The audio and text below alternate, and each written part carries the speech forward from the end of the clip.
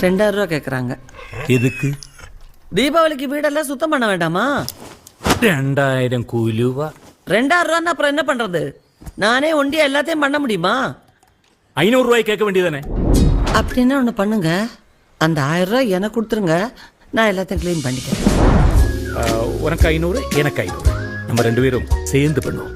ஒரு நிமிஷம், எனக்கு ஒரு 300 ரூபா தேவைப்படுது. 3 பங்கா பிரிச்சிருங்க, நானும் ஹெல்ப் பண்றேன்.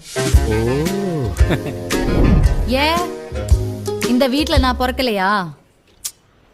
4 ஷேர் ஆக்குங்க.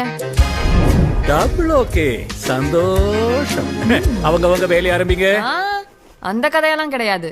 பணத்தை மாத்தி 4 பங்கா வைங்க, அப்புறம் நாங்கள் களத்தில் இறங்கணும். அது பாயிண்ட். ஓ, அப்பா மேல நம்பிக்கை இல்லையாமா? என்னப்பா இப்படி கேட்டீங்க? சத்தியமா நம்பிக்கை